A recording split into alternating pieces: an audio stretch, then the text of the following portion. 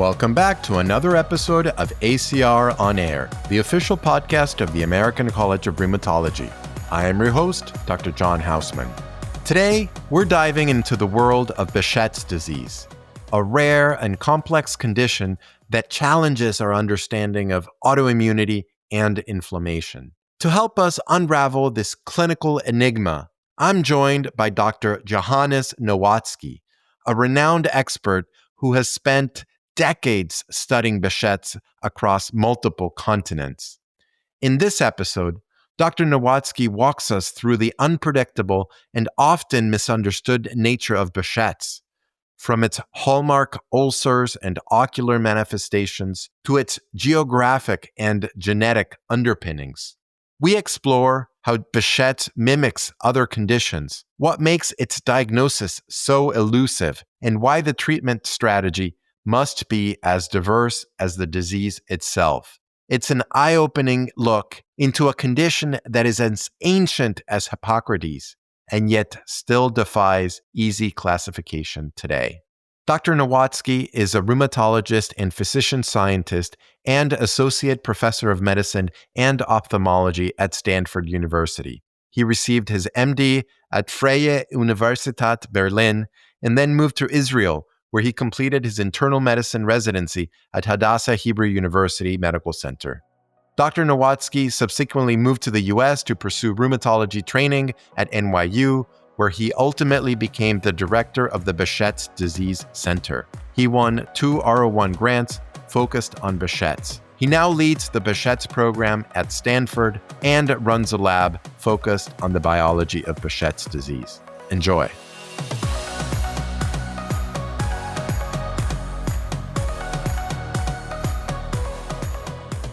Joha, welcome to the show. Thank you. Thanks for having me. So it's taken us, about 100 episodes to talk about Behcet's disease on this podcast. So it's been a long time coming. Why don't you introduce for listeners what Behcet's disease is all about? You've been studying this disease now for many years. What's your understanding of what it actually is? Yeah, great question. So the first understanding is that we still don't really understand it. This is a complex disease. It's a polygenic, multisystem disease.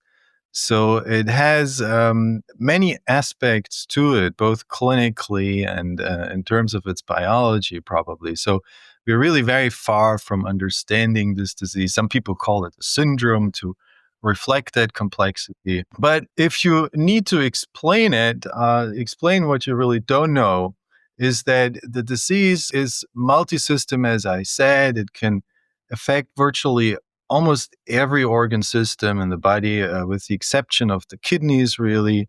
It is clearly an inflammatory disease. There is this discussion of whether this is autoimmune or autoinflammatory, which is not terribly helpful. It's a relapsing remitting disease, meaning it mostly comes and goes, and there are almost symptom or completely symptom-free intervals in between attacks.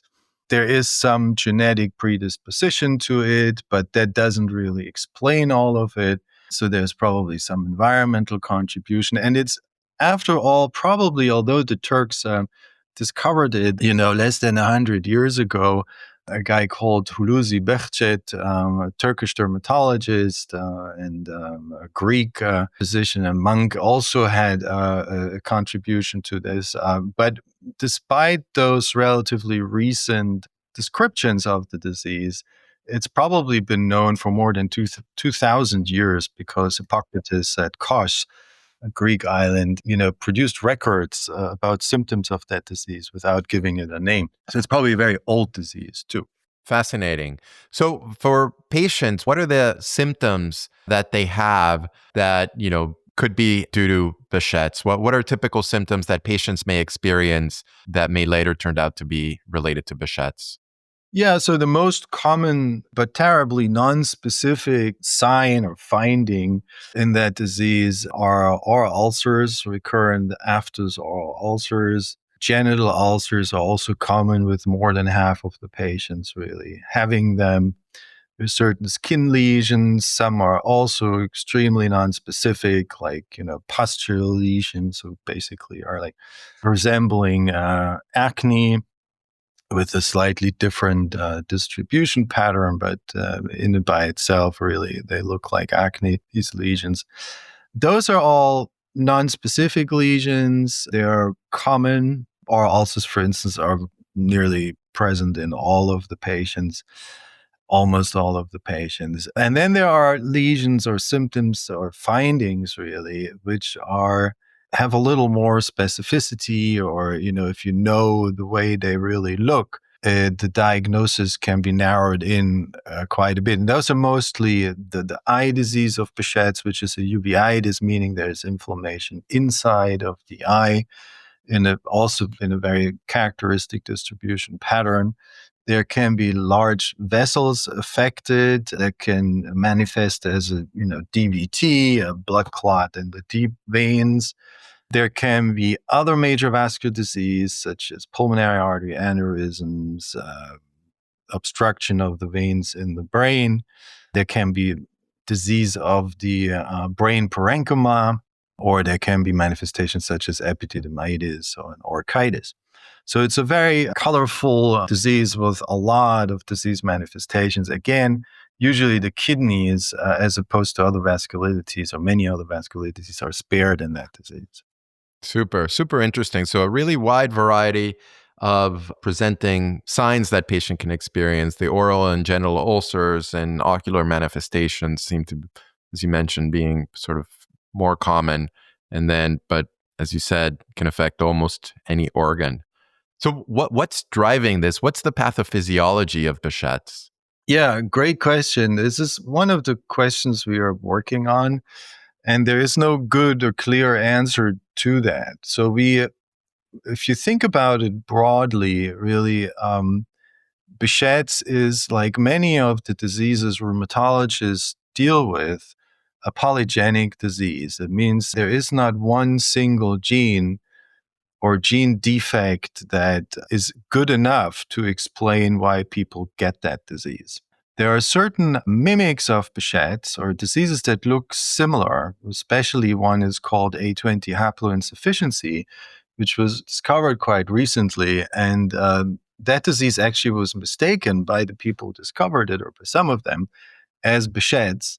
And indeed, it's very, very similar. And that disease is a monogenic trait, and TNF-AP3 gene, which encodes for A20, which is a regulator of NF-kappa B, a very general, broad, and important inflammation activation pathway. So in that disease, this protein is faulty and doesn't function well and cannot counter-regulate that NF-kappa B activation. So these diseases are useful because they teach us in a very clear and specific manner what the dysregulation of a specific pathway actually can do. And in that case, that disease looks very, very similar in many instances to Behcet or to Behcet's.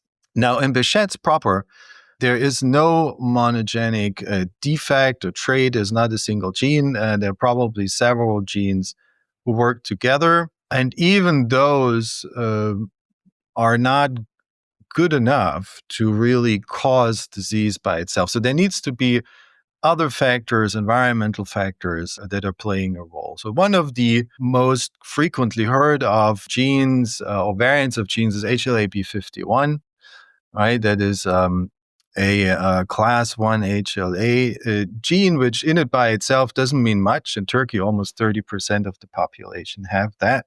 And then the farther you move away from the Silk Road, the less people have it. But having that is related on a population level to a higher, prevalence of the disease.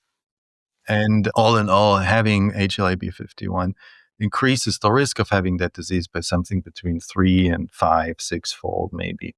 So there's a clear association. It's much weaker than association, for instance, of HLA-B27 with ankylosing spondylitis or acute anterior uveitis, where the risk is increased about 100-fold or so. But still, it's clearly there. And then there are other genes who may play together with that. We can talk about that later. But on the general level, it's important to understand it's a polygenic disease, not one genetic defect, but predisposition for sure. And that's as much as we know. Then there is, of course, a whole set of patients who do not carry this risk allele, HLA-B51, and we're kind of in the dark about what would be pathogenetic mechanisms in those patients. And there are all kinds of theories on that we can talk about later if you want to. Right. Great. So you mentioned the Silk Road. From my understanding, Behcet's is more common in those countries along the Silk Road. So is it just because HLA-B51 is common to those populations, or is there anything else that could be driving it, like the microbiome or other sort of environmental changes in that part of the world? Yeah, we think, or at least most people think, that the increased prevalence around the Silk Road is related to an increased prevalence of HLA-B51 carrier status, right? So countries where this is very extreme is Turkey, Iran, parts of the Arabian Peninsula where the baseline frequency of HLA-B51, the general population, is very, very high. That continues eastwards through China, Korea, Japan, where the carrier frequency is lower than the Middle East, but it's still clearly there, and these populations are huge, right? So probably most of the Behcet's patients in the world are Chinese, right? They have a little lower prevalence than the Turks and the Iranians and all those, but there's just so many. There's so many. Really a lot of Chinese patients. And even in the US, like when I practiced in New York, the biggest group of Chinese patients were clearly Chinese immigrants. And then there were Middle Eastern patients, followed by Hispanic patients who also have some genetic burden, Super interesting. People who have a mixture from Spain or Portugal. And is there a reason why HLA-B51 is so common in these populations? We know from other diseases like sickle cell disease that seems to protect against malaria. Familial Mediterranean fever may protect patients against the plague or other infections. Any understanding of why, HLA-B51 is seen in 30% of the Turkish population? Is there any benefit to that? Yeah, you're exactly hitting the point there. We don't really know so much in granularity, but we know a few things about B51 and infection. I'm going to talk about in a minute, but you're absolutely right. From an evolutionary standpoint, we believe that the expression of certain HLA alleles, a preferential expression of frequency distribution in different populations, probably has something to do with protection from certain infections. That is absolutely the thought that most people have. So HLA-B51 actually, and that's more in a modern context, does have a protective effect from certain infections, and that is actually HIV. Certain No kidding. HIV non-progressors, some of them are really carriers of HLA-B51, some other viral infections, and some rare bacterial infections. So probably the HLA-B51 frequency distribution over time has something to do with infection, maybe also with other immune-mediated and HLA class 1 restricted processes, such as, antigen presentation in tumor environments. But we don't know that for sure. This is all speculation. Hypothetical. And I wonder if you see differences in disease severity among different countries. For instance, familial Mediterranean fever seems to be worse for Armenian patients in Armenia as compared to when those same Armenian patients moved to the US, or, Turkish patients in Turkey have worse disease than Turkish patients that moved to Germany. Yeah, great. Is there any evidence that Behcet's may be more severe in certain parts of the world? So many people believe that. I'm very careful with this kind of notion because I think the support for it is weak. And, I have practiced in the Behcet's relevant context, meaning I saw basically every Behcet's patient walking in through the door where I trained in Israel for 6 years. So I saw a lot of bona fide Middle Eastern hardcore Behcet's. enough to develop a pattern recognition for that disease. And then I came to New York, and my experience is where I practiced there for 15 years, and I was the head of the Behcet Center there for, a couple of years. So my experience is more that if people come to the conclusion that there is a difference in the expression of the phenotype of that disease, with some exceptions, this is more an issue of bias in studies where patients who actually didn't have the disease were misdiagnosed with Behcet's, and then many, many mimics of Behcet's, for instance, are IBD, extraluminal manifestations of IBD, or certain skin diseases such as autoimmune blistering diseases, right, which by definition do not really have a lot of major organ manifestations. Also, again, with some exceptions, erythema multiforme, mucosal erythema multiforme. All these diseases mimic Behcet's and are probably part of many of the studies which have led to the conclusion or the hypothesis that Behcet's is milder in the West. So in New York, I cannot confirm that the disease there wasn't milder than in the West. We had the Turkish patients and Arab patients and Chinese patients were just about as sick as they were in Israel and the Middle East. And the few patients who come from really non-Behcet's ethnicity related, so to speak, background also were very, very sick. And in general, there is, Behcet's patients who are not very sick. And that's true also in Turkey, and that's true in Israel and in Iran probably, right? So I think this is a little bit blown out of proportion, I believe. However, there are some things that seem to be credible, judging, the literature at least, and that is that patients in the Far East, especially in Japan, China, Korea, seem to have a higher incidence of GI Behcet's, intestinal lesions from Behcet's, which actually are very, very rare in Middle Eastern patients or Western patients. So, I think the question is kind of unresolved. It's difficult to address it, actually, because you would need such high quality studies for a disease where the diagnosis really is a problem, right? That to give a really good conclusive answer to this question is probably a difficult endeavor, actually. Got it. So, when you see, patients referred to your clinic, in New York, in Israel, now at Stanford, how do you go about trying to determine whether a specific patient has Behcet's or one of its mimics? Let's say, the patient has recurrent oral ulcers and other manifestations like rashes or genital ulcers. What's your approach? So two things are very important for making that assessment. And one is the patient, him or herself, right? It's incredibly important to listen to the patient and take a really good history. If I see a patient who is referred for a consult, in New York, almost 90% of the patients who referred to me for Behcet's turned out not to have the disease. Right. So that is a high rate of misdiagnosis. Now, for regional referrals, it was a little better, probably because of the ethnicities that are around in the greater New York metropolitan area. And also because people around me kind of learned things that helped them diagnose the disease better. But on a national level, that's kind of what it looked like. So Wow. usually the patient will give away the information. You need to kind of strip the patient of everything other doctors have told her or him, right? I do not even look at sometimes, the worst I had, I think, was 900 pages of medical Oh records my that were gosh. transferred.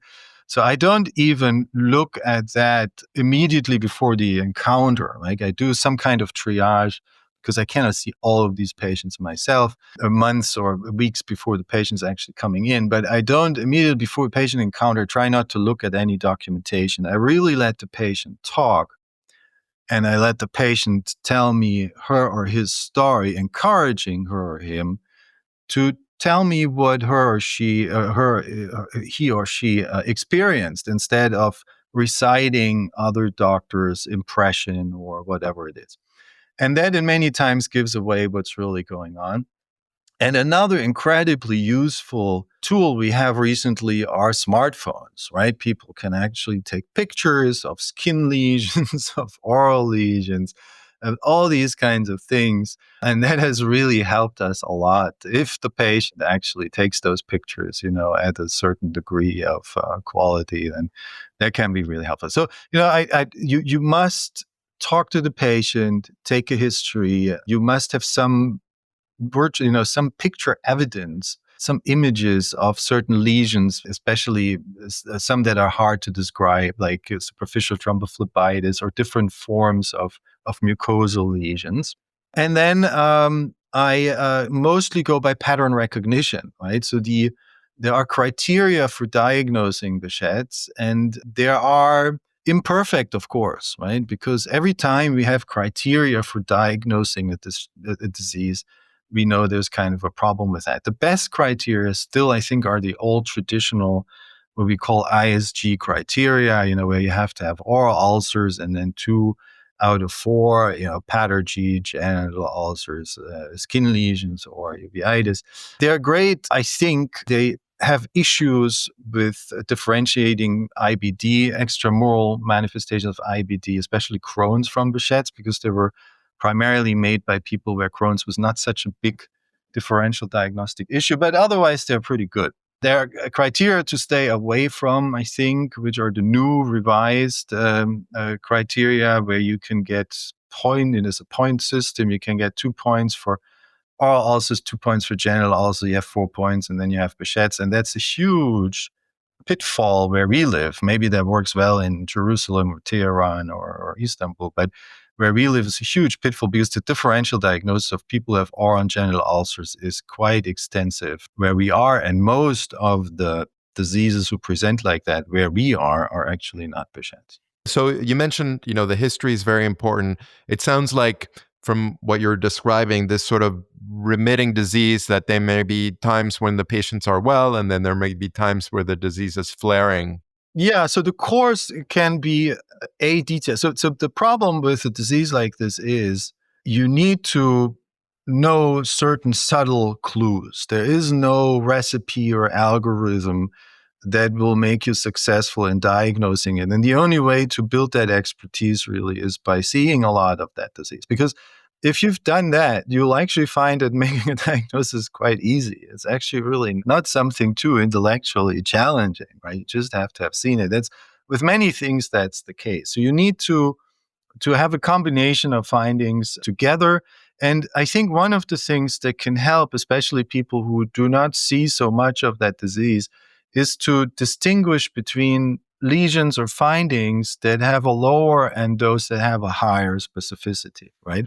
So in the US, seeing somebody who has a recurrent oral ulcers, erythema nodosum, and a pustular rash, right? That person, and then maybe genital ulcers even, or genital lesion, that person still in many instances here can actually have Crohn's IBD, right? And what helps is to know the character or the nature of lesions which have a higher degree of specificity. So for instance, if that patient develops uveitis and you work with an experienced uveitis ophthalmologist, it will be easier by ocular phenotype to make a diagnosis of Behcet's. It can still be tricky, right? Or if this patient develops a certain type of large vessel involvement that is very typical for Behcet's, such as pulmonary artery aneurysms, intracardiac thrombus, or even the distribution of the DVT with reaching into the inferior or superior vena cava. Those things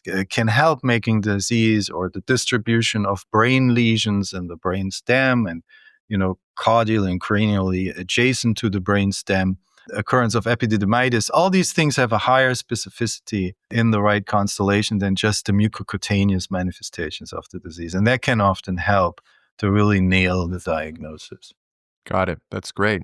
Is there any, let's say you're seeing one of these patients, is there any sort of routine blood work or other things that you do to rule out some of the mimics, whether it's, vitamin deficiencies or IBD, or, how much imaging do you get when you're evaluating a new patient? Yeah, great question. So typically I let the clinical presentation drive the blood work. There is no one fits all workup. But there are certain common or more common scenarios. So, for instance, you are seeing a patient who has only recurrent oral ulcers and nothing, maybe some acne here and there, right? All the non-specific things. But let's say you see a patient who has primarily recurrent oral ulcers and genital ulcers, right? So this patient, I call these patients complex apoptosis. Complex apoptosis is a legitimate term from the oral medicine word. And there it means one or both of two things. Either the patient has bad oral ulcers, that means oral ulcers that persist for more than 2 weeks or who are major in terms of their size, or otherwise a little bit unusual from the typical recurrent after stomatitis, which are relatively small ulcers, with a crater and a halo and usually last for less than 2 weeks. So everything that exceeds that, oral medicine physicians call complex apoptosis, and they also call complex apoptosis the combination of oral ulcers and genital ulcers or genital lesions, right? So that is not a minor fraction of the patients you will see as a rheumatologist who are referred for Behcet. So that it's important to call this complex apoptosis and not Behcet's right away. Some of these patients may go on to having Behcet's and may not. And these people should get, if that's the entire story, a complex apoptosis workup, right? And a complex apoptosis workup usually includes a whole lot of vitamins, B1, B2, B3, B6, B12, folic acid, zinc, the zinc serum levels. Some people do vitamin C, although that makes only sense if you take it in actual white blood cells, not plasma levels or serum levels. You need to test these patients for iron deficiency. Right? Iron deficiency can give you both oral ulcers and also genital ulcers, and that's very under-recognized. I can do this even without having anemia as a presenting finding or symptom. And then you need to be careful on how you check iron. You should do this with a ferritin if the CRP is normal, if this patient doesn't have inflammation. If there is inflammation in the blood, you need to get a soluble transferrin receptor to really detect it. Then, depending on how the patient presents and what the family history is, if, for instance, a patient like that comes from a family where, everybody has Crohn's disease or ulcerative colitis, right? Then you need to put the threshold really low for colonoscopies, capsule studies, endoscopies. Some people take IBD panels. They're a little controversial in the Behcet's field because there are studies who show that also Behcet's patients can have these ASCA, antibodies that are part of the panel. Although I think that's probably also biased or, studies with a lot of misdiagnosis. But, those are basically the things you should do. Now, if you have skin lesions that are not clearly compatible with Behcet's, and compatible with Behcet's would mean acne-type lesions outside of puberty that are in a peripheral distribution pattern, meaning they're not usually in the face, as it is the case in teenager acne or acne vulgaris. They're usually on extremities, on the arms and the legs. They can be on the trunk, and that's shared with other forms of acne, so that's tricky. So if you don't have lesions that are either that or erythema nodosum, which most people are actually familiar with, because that's not of such a rare occurrence here, then, sometimes a biopsy can be helpful if your pretest probability of Behcet's is low. And the biopsy needs to be done with immunofluorescence in order to detect autoimmune blistering lesions, right?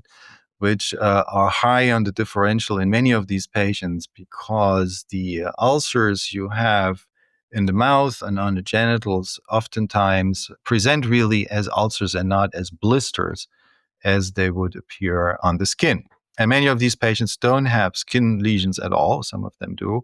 But many of them have just mucosal blistering lesions that immediately disintegrate or soon and then look like ulcers and get that misdiagnosed Behcet. So in those patients, you can opt for a biopsy to confirm the diagnosis. You can take desmoglein antibodies. Desmoglein 1 is for pemphigus vulgaris, desmoglein 3 for pemphigus foliaceus. pemphigoid antibodies. These things can all help to find alternate explanations for the manifestations the patient is presenting with. Okay, super interesting. And do you view, there's one theory that sort of Behcet's is in a spectrum of sort of aphthostomatitis, and it sort of grows and gets more severe. But I've read some studies, aphthostomatitis, and then even things like PFAPA, and then sort of at the severe end of the spectrum is Behcet's. Do you sort of view that? I've heard the term like incomplete Behcet's, the patients that may have a couple of features. What do you think about that? Is Behcet sort of within a spectrum, or is Behcet sort of more black and white? Yeah, so great question. So I don't think that the oral ulcer Behcet spectrum is a very helpful idea, right?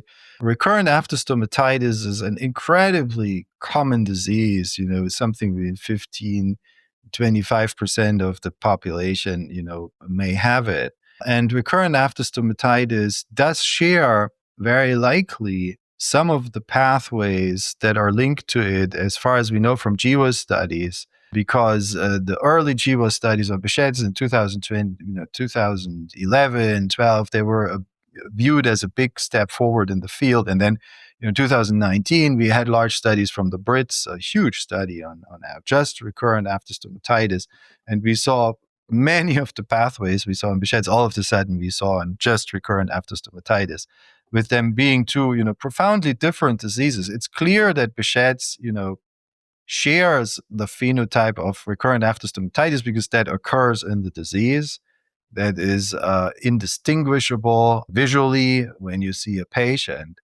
However, Behcet's really is clearly a distinct disease. It is a disease that can get you blind, it's a disease that can kill you, right? And that obviously doesn't apply to aphthostomatitis. So I would be very careful just because you have oral ulcers and Behcet's to create a whole hypothetical spectrum out of it. The other question regarding PFAPA is a great one too. So PFAPA is an autoinflammatory disease which phenotypically shares many manifestations with Behcet's, especially the oral ulcers. But there are additional findings in that disease that are not common in Behcet's, especially recurrent fevers. Fever is rare in Behcet's unless you have CNS or major vascular disease. The recurrent fevers, the clear age association, basically having it as a child and then not having it usually as an adult. Unfortunately, it's one of the autoinflammatory diseases we have no real genetic test for. So it's not like a monogenic disorder, a monogenic trait we can test for. So in some cases, it becomes a little blurry, a little difficult, right? Because it seems that some of these PFAPA patients do carry their disease into adulthood, although this is very rare. And then sometimes we have differential diagnostic problems. But usually the phenotype of PFAPA is relatively clear and many features that don't occur in Behcet's. And we don't know if they are really related pathophysiologically. So far, there's no clear evidence for that. Interesting. And before we talk about treatment, can you describe a little bit more about the ocular manifestations of Behcet's? Because it's my understanding that, that may be a big clue, depending on, because not every uveitis is the same. Right. Are there things that an ophthalmologist looks for that can help with the diagnosis of Behcet? Right. Yeah, great question. So number one, eye involvement in Behcet's is common. So the eye disease in Behcet's is the most common manifestation that confers real severe major organ morbidity, right?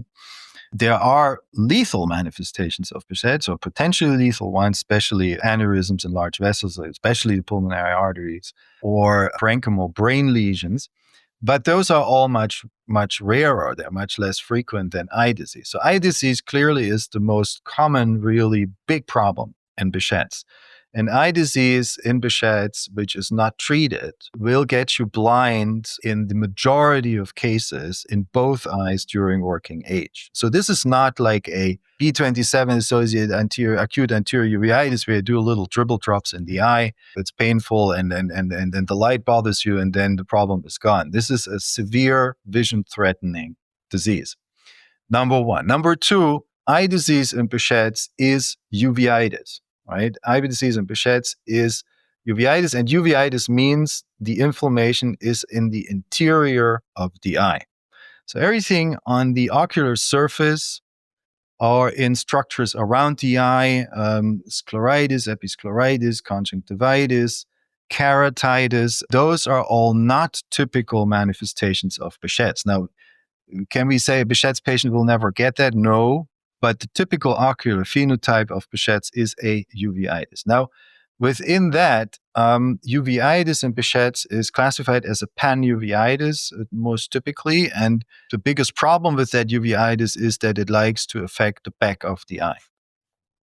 A panuveitis means all the compartments of the eye can be affected, and that happens in many Behcet's patients frequently. Now, in the back of the eye, to make things a little more complicated, Behcet's is a retinocentric disease. That means Behcet's hits the retina in the back of the eye, and it spares the choroid. Now, it's confusing because the uvea in the back of the eye is called choroid. So it actually spares the choroid in the back of the eye, but it hits the retina. And that usually happens together with a vitritis, meaning with inflammation in the posterior, in the back jelly part of the eye, causing something we call haze, which is an opacification of that material, making it difficult to see the back. And with cells, which are not a good indicator of how active the disease is, but cells in the anterior chamber are, and that happens as well.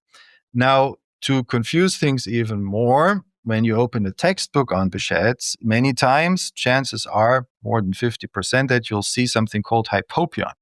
Hypopyon is this kind of sedimented cell layer you have in the anterior chamber of the eye. So that is strongly associated with Behcet's, but not pathognomonic for it. There are many other diseases that can give this. Drugs can give you that. In the US, the most common disease giving you this is HLA-B27 associated acute anterior uveitis. However, this is strongly associated with Behcet's. A minority of patients has it, about 20% or 15%, 10 to 20%, something like that. The presence of that problem, although in the anterior chamber, is an extremely strong indicator of either already having or getting Behcet's uveitis in the back of the eye. So patients who have that actually had their worst prognosis is determined by retinitis, retinal vasculitis, and the severity of the disease they have in the back of the eye. So in practical terms, talking to an ophthalmologist who co-manages a Behcet's patient with you, and many ophthalmologists even are not so much aware of that, even uveitis ophthalmologists. Number one is, if you have a patient presents with hypopyon, all red lights need to go on because this patient is going to have severe retinal disease. Number two, to manage these patients, you need to request fluorescent angiographies from your ophthalmologist. You need to know if there is leakage in the vessels in the back of the eye, because sometimes, rarely, but not so rarely in patients who manifested with Behcet's uveitis and then got treated partially, some of these patients have a completely normal eye exam or near completely normal eye exam with nothing we call liquid inflammation, meaning no haze, no cells, no nothing, no retinal infiltrates, but they will have an abnormal FA, fluorescent angiography. So the fluorescent angiography is a very sensitive readout for us, or leakage on the fluorescent angiography is a very sensitive readout for us to both diagnose the disease in the beginning or support the diagnosis of a Behcet's phenotype, and then to follow these patients and treat these patients because the goal is a disappearance of leakage in that disease. Great. No, that's actually very helpful. So when thinking about treatment, you've mentioned of a lot of manifestations of Behcet's, including sort of the mucosal, the cutaneous manifestations with the rashes, certainly the ocular manifestations, the internal organ manifestations with CNS disease, vascular manifestations. How should we think about, starting to treat these patients? Is there one drug that every patient should be on, or is the drug customized for whatever the patient presentation is?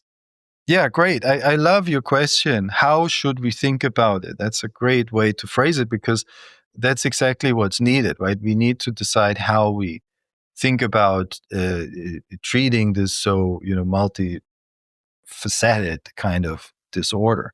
So it's not so complicated. Basically, it's a little bit similar for the rheumatologists in the audience, a little bit similar to how we think about treating a disease like lupus. So there is patients who have only relatively a benign or minor organ. We call this kind of funny terminology. Probably skin is probably not a minor organ. It's very hard to live without it. But so basically skin and mucosal lesions only, and there are Behcet's patients who never get anything else, need less treatment usually, of course, than people who have eye involvement or other major organ manifestations. So that can be said on a general basis.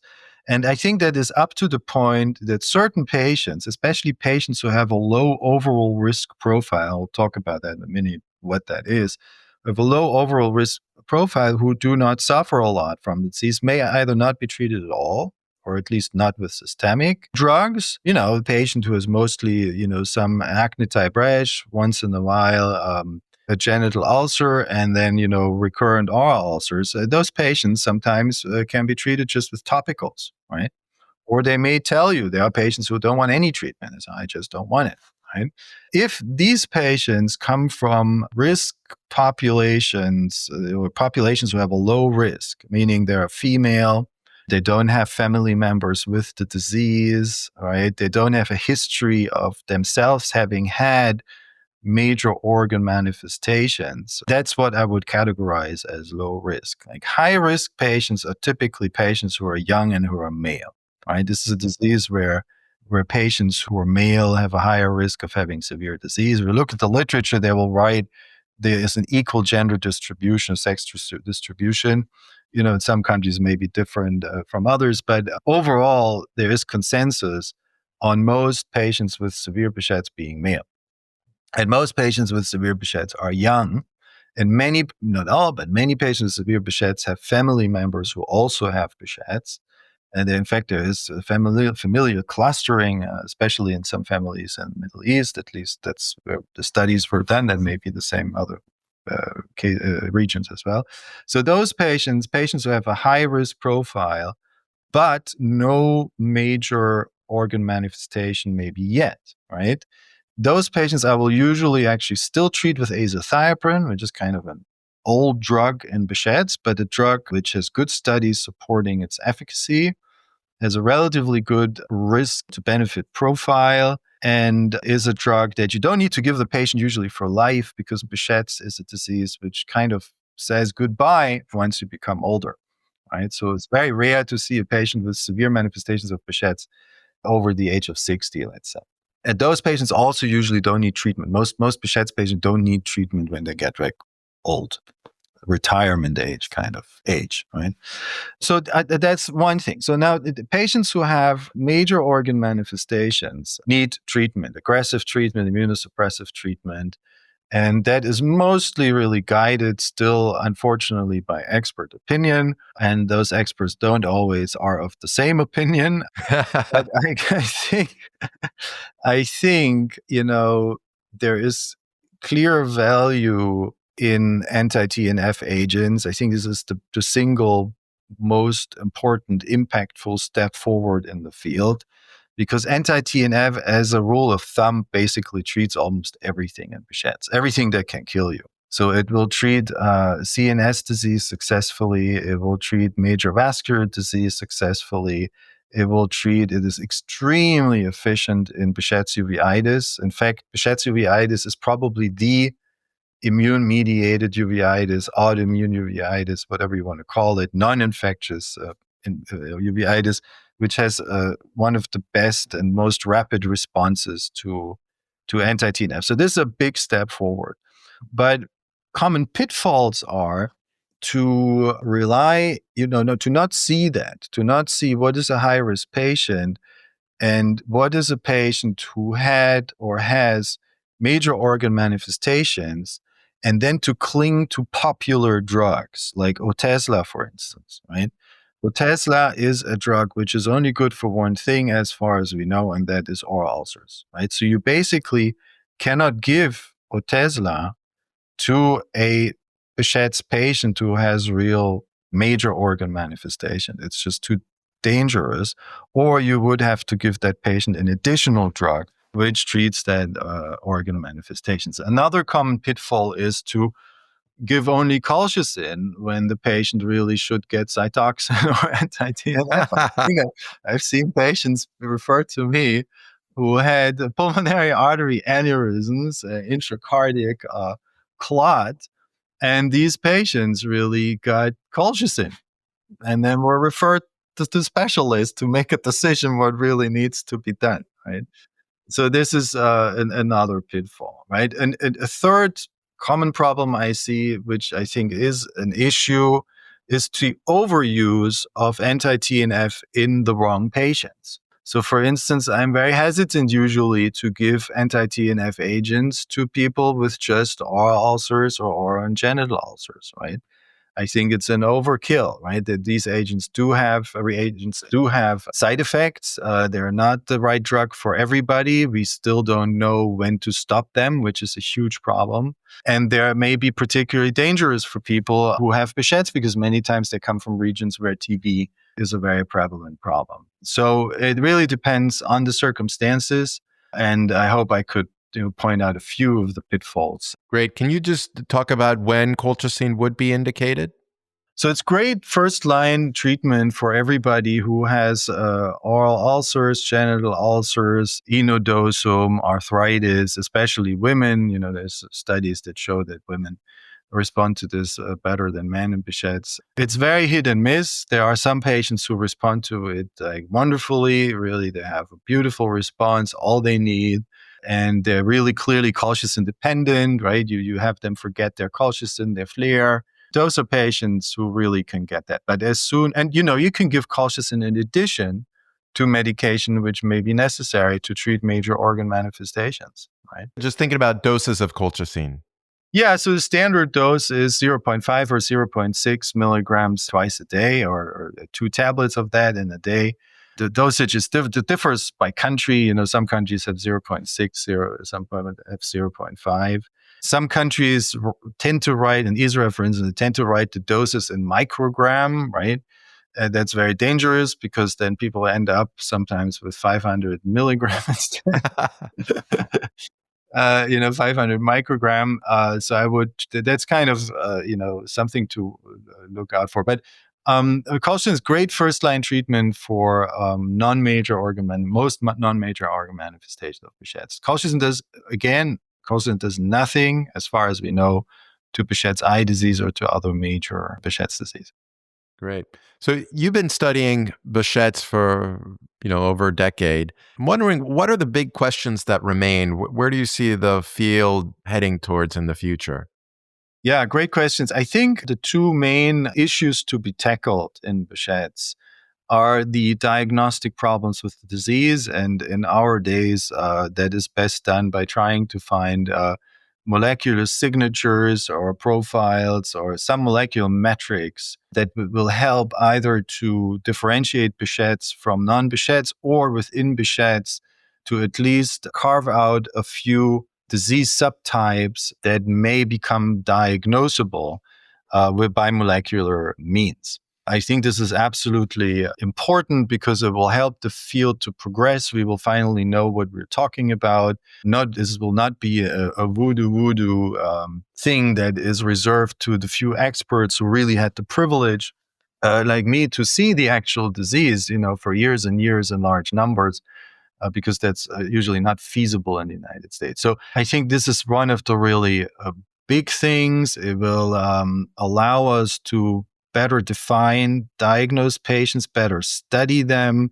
We will get more drug companies into that field who will be willing to invest because there are clear readouts. And I think that's really important. And then the other important thing applies to most of the diseases we study. There is just no excuse or no running away from it. We need to understand pathophysiology of the disease. We need to understand why things happen in that disease, because that will help us get more drugs into the field, design drugs maybe that may help us understand human biology which is relevant to other diseases. The whole question of how antigen presentation works, how HLA class 1 restriction works in Behcet's may give a lot of answers to other diseases, even as far away as cancer or certain infections. So I think there is no way around that. You will not. There is a big issue with progress in this field. It's getting better recently because there's really coming a lot of studies are coming out, especially from China. Right, our Chinese friends they both have the disease and they have the know-how and the means now to study it. So I think this is a very hot upcoming place for the study of Behcet's, and I think we are making a lot of progress here, and hopefully funding will not be cut by all kinds of complications that we're facing right now. But I'm very optimistic actually for the future, because we have the tools now to look into things that we really couldn't in the past, right? There's this whole theory about inflammatory, autoimmune. Doesn't help very much, because obviously the disease has features of both and is not a fit for either one. And the whole argument against an autoimmune disease mostly comes from the absence of overtly visible or discernible antibodies or specific T cells. But our tools have improved so much that we can now actually detect them if they are there, and in some instances they are. Awesome. Joha, this has been a really wide-ranging, very interesting discussion about a superbly interesting condition. And thank you so much for making it, understandable and interesting for the audience. This has been great. And hopefully you'll continue your progress in helping us to understand this complex disease. Thank you so much. I really appreciate it. I really appreciate you featuring this somewhat rare and out-of-the-box disease and problem here on your show. Thank you. No worries. Thank you. Well, that was a truly insightful conversation with Dr. Johannes Nowatzky, shedding light on a disease that continues to mystify even seasoned clinicians. From the nuanced differential diagnosis of complex aphthosis to the real-world challenges in managing Behcet's multifaceted manifestations, this episode truly offered a masterclass in both the science and the art of rheumatology. Thank you all for listening, downloading, subscribing to our show, and for rating us with 5 stars, or however many stars you think we deserve. You can find our show notes for this and all other episodes at acronair.org, Apple Podcast, Spotify, and on your favorite podcast app. Until next time, remember, not every ulcer tells the same story. And of course, stay healthy.